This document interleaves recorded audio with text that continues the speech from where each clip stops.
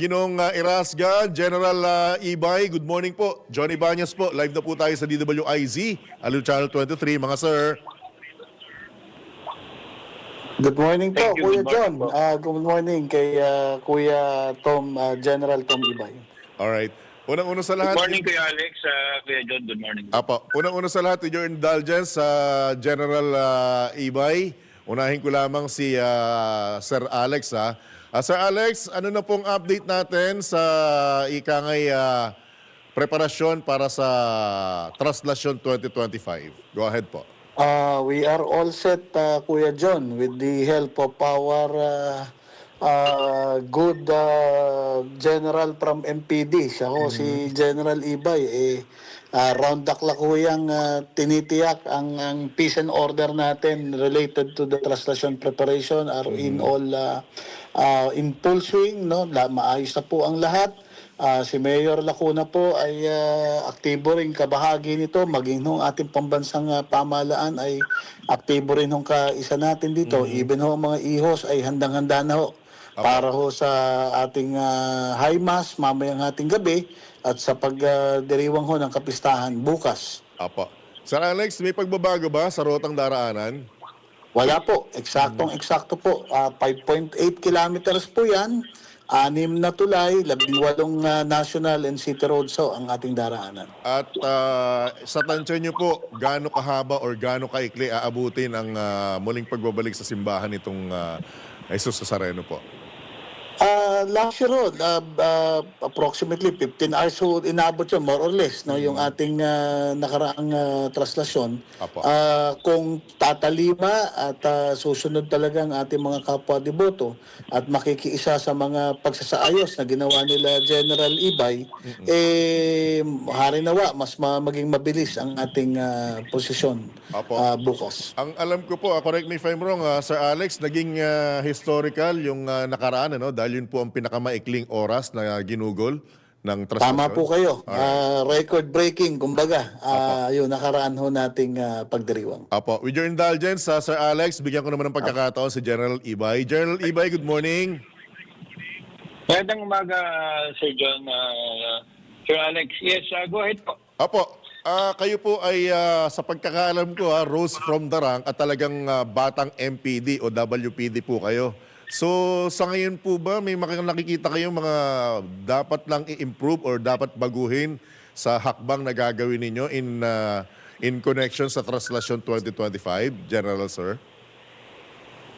Matagal na po kaming nag-meeting ni Kuya Alex, and the other partner agency. So tinignan na po namin yung mga naging problema ng nakaraang taon. Apo. And we are always aiming na mas ma-improve po yung lahat po ng mga security preparations natin for this year.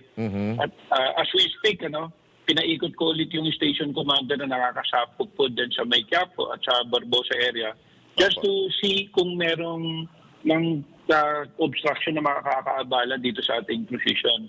Apo. And ang goal naman namin, sabi namin is laging tinatanong, dahil nung tanong niyo rin kay Kuya Alex kanina kung gaano kahaba yung magiging posisyon. Ang binabanggit ko naman po ang konsiderasyon o ang goal naman po ng kapulisan at ng simbahan ay maging maayos po ang magiging procession. So hindi po namin, on the side po ng kapulisan, hindi po namin tinitingnan muna yung bilis o bagal ng precision. We are after the security and safety of the devotees. Yun po ang sa amin po. Gaano na po karami o gaano karami po ang ipakakalat ninyong mga tauhan, General Ibay? Ang tinignan na namin dito as of last accounting namin with all the uniform services, we will be numbering close to 15,000. That is not only from the PNP, but also from the Armed Forces, the Philippine Coast Guard, Bureau of Fire Protection, BJMP, and also from the MMDA. Opo. Ang mga 11 o'clock na ako umalis sa may grandstand kagabi. At nakita ko na talagang sa gabi, dumami na po ang nasa pahalik. Nung hapon, hindi pa ganon. And kaninang umaga, kaalis ko lang doon, nakita ko na po yung pila na palikuli ko na. So we expect that to last until tonight. Apo. Kaya magpo-full swing na po yung deployment namin na in the evening. Apo. That is not only for Quirino Grandstand, but also for Quiapo and din po sa ruta ng prosesyon po natin. Opo. Sa inyo pong dalawa, General Ibay at Sir Alex, magsusumbong lang po ako kasi ilang taon din po akong nag-cover nung kabataan ko, niyang traslasyon. May hindi po maiwasang merong bukod sa mga deboto, ay meron po ilang mga debote na nagpa-participate. Sino po sa inyo mga sir ang in charge po para ika ngay maiwasan yung kaguluhan, maiwasan yung mga untoward incident? Sino po sa inyo ang gagawa ng hakbang para mailayo po or maiwasan na magkaroon ng mga deboteng makibahagi sa mapayapa at religious event na ito, mga sir? Ako muna po ang sasagot. Apo. Bago po si Kuya Alex. Kuya Alex, ako muna sasagot. Ano po? Opo. Una, meron pong i-roll po tayo na liquor ban, Apo. Ngayon, siyempre, dito sa paligid, sa vicinity po ng Quiapo and at the same time sa vicinity rin po ng Quirino Grandstand, and that will be implemented particularly dito po sa pagtitinda. With the concern po nung sa mga nakainom po na pupunta, it's really hard to prevent these things to happen. Kaya katuwang po namin ng simbahan, katuwang po namin ang IHOS yung nagpapaalala bago pa dumating itong traslasyon sa simbahan, nagsasabi na gawin po nating solemn yung darating na kapistahan ng Nazareno. Kasama po dapat yun sa ating pananampalataya.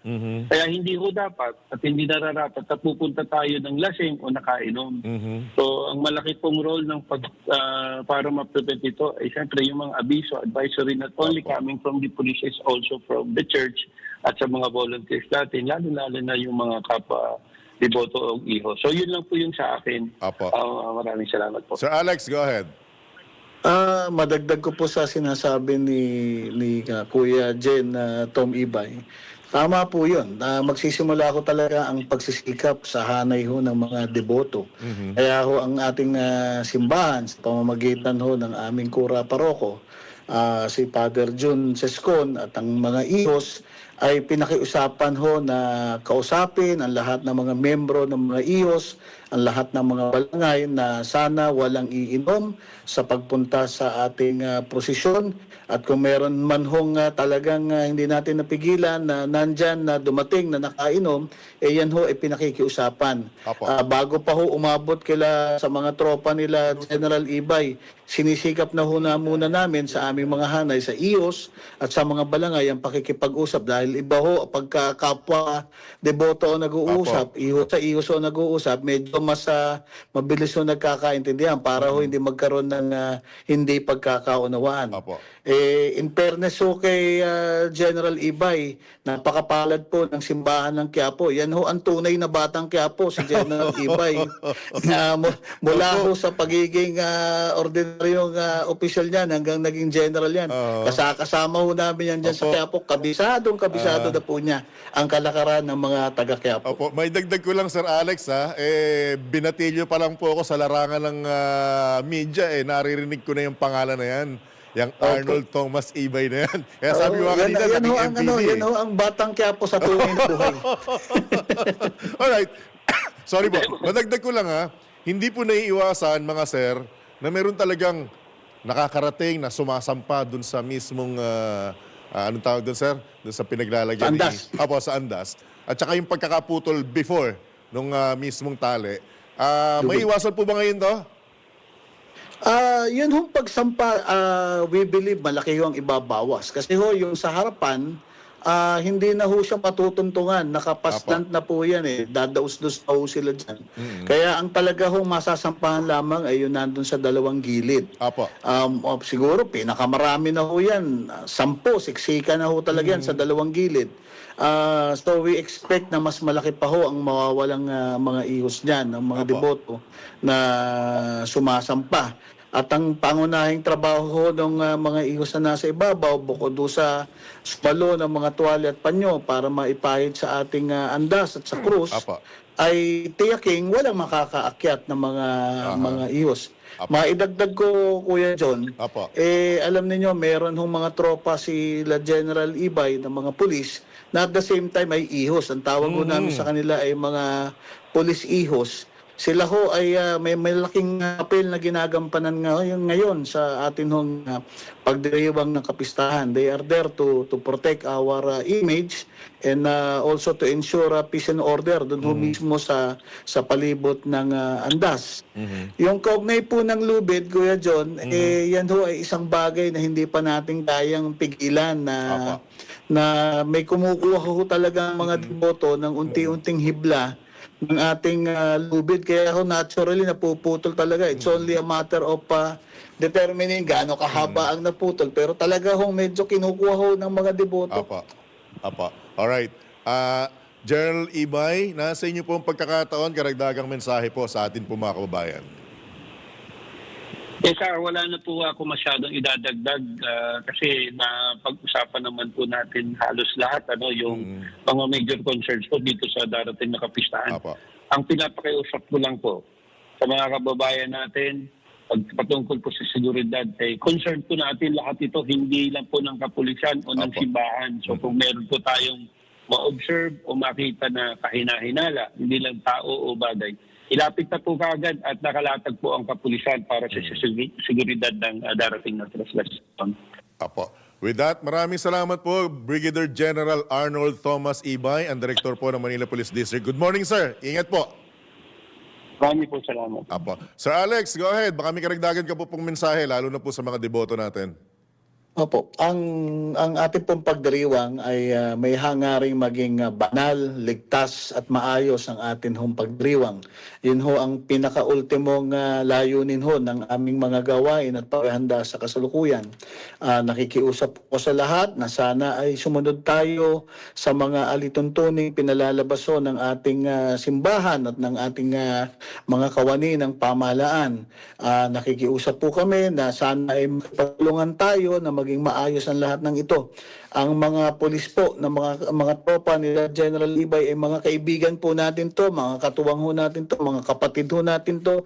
Marami ho sa kanila ay mga Katoliko at kapwa deboto, hindi ho natin sila kalaban. Kaya kung may mga pinaiiral man ho silang kaayusan, sana ho ay tumalima tayo. No? Napakalaki ho ng papel na ginagampanan ng ating mga kapulisan. Kaya nakikiusap kami sa mga deboto, makipagtulungan ho tayo sa ating mga opisyal ng pamahalaan na nakikiisa sa pangangasiwa ng ating posisyon.